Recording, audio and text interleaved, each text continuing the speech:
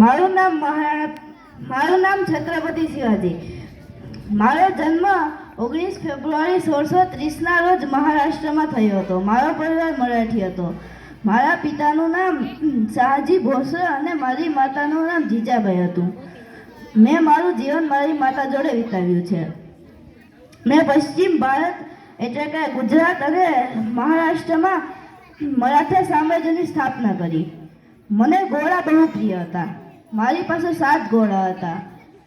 મોતી, વિશ્વાસ, ગજરા, રણીવી, કૃષ્ણા, ઇન્દ્રિય અને તુરંગી જેવા મારી પાસે 7 ઘોડા હતા. તેમાં મારો પ્રિય ઘોડો કૃષ્ણ હતો. મારી પાસે સમ્રાટ અશોક જેવી યુદ્ધ કૌશળતા અને